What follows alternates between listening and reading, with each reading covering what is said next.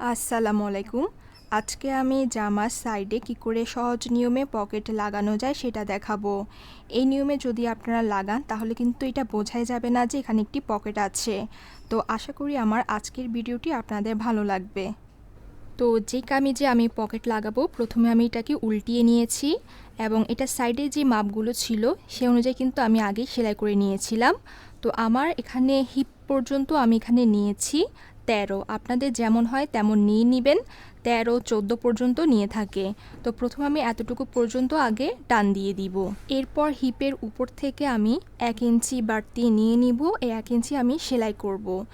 এবার এই 1 ইঞ্চির পর থেকে আমি পকেটের জন্য 6 ইঞ্চি পর্যন্ত দাগ টেনে নিব।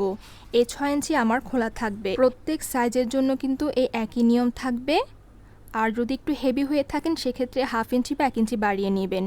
তো আমি হিপের উপর থেকে এই 1 ইঞ্চি পর্যন্ত সেলাই করে নিব আর 6 ইঞ্চির পর থেকে এইগুলো সেলাই করে নিব আর এতটুকু পর্যন্ত আমার খোলা থাকবে। এইবার আমি এই 1 ইঞ্চি আগে সেলাই করে নিব।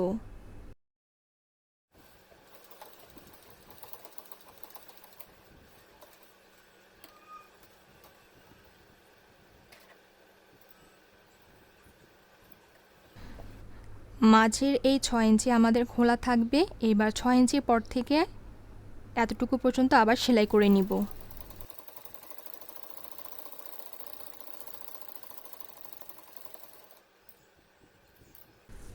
সেলাই করা হয়ে গেছে। এবার আমি পকেটের কাপড়টাকে কেটে নিব।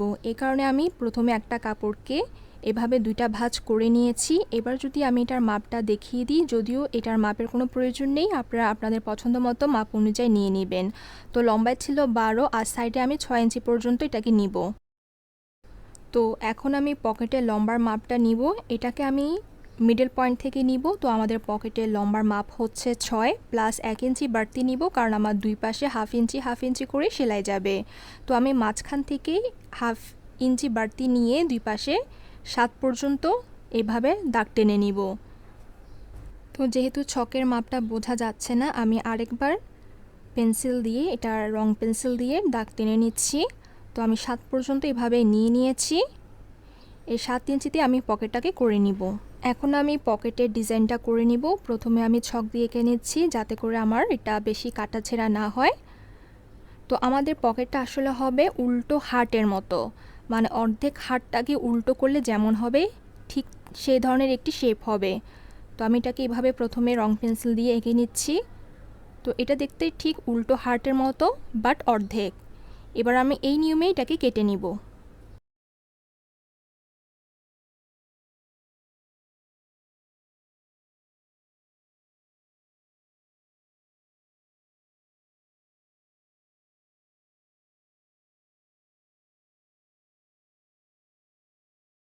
তো পকেটটা আমার কেটে নেওয়া হয়ে গেছে। এবার আমি কলম দিয়ে দেখিয়ে দিচ্ছি এটা কতটুকু আমি সেলাই করব।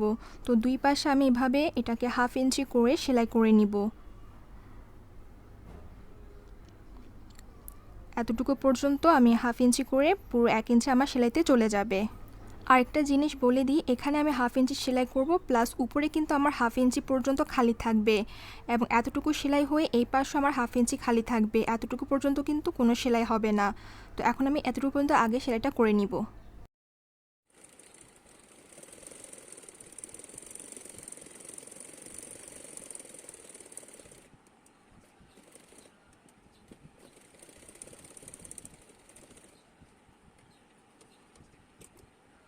সেলাই হয়ে গেছে আর এতটুকু পর্যন্ত কিন্তু আমি খালি রেখেছি।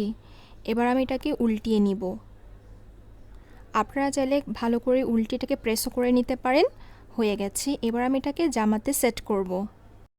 এইবার প্রথমে আমি জামায় লাগানোর আগে এটাকে উল্টিয়ে নিব আর বাড়তি যে অংশটা আমি খোলা রেখেছিলাম প্রথমে এখানে মার্ক করে নিব, তাহলে কিন্তু আমাদের সেলাই করতে সুবিধা হবে। এবার যে খোলা পাটটা আছে এগুলোকে প্রথমে আমি এভাবে প্রেস করে, আঙ্গুল দিয়ে প্রেস করে দাগ টেনে নিব। আপনারা চাইলে কিন্তু আয়রনও করে নিতে পারেন। তো এতটুকু পর্যন্ত আমি করে নিয়েছি, প্লাস আমাদের পকেটের যে অংশটা আমি 1/2 ইঞ্চি খালি রেখেছিলাম এটাকেও আমি উল্টা করে আঙ্গুল দিয়ে প্রেস করে নিব। এটা কিন্তু সেলাই সুবিধার জন্য করছি, আপনারা চাইলে না করলেও হবে।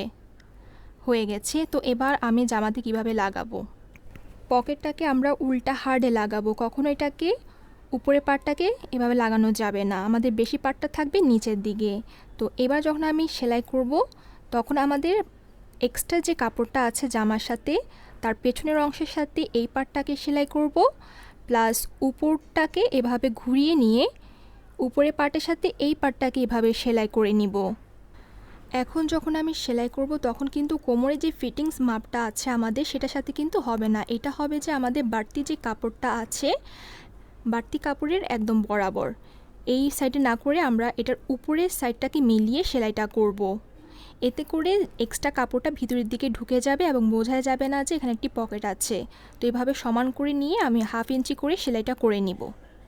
আমি এখানে যতটুকু কাপড় খালি রেখেছিলাম 1/2 ইঞ্চির মতো, ঠিক ততটুকুই কিন্তু সেলাইটা করে নিব।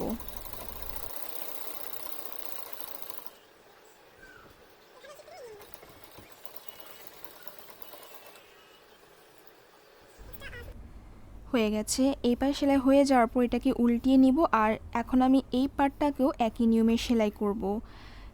এভাবে মিলিয়ে নিব আর 1/2 ইঞ্চি করে সেলাই করব। আমি এটাকে আমার দিকে করে সেলাই করব, তাহলে সেলাইটা ভালো হবে।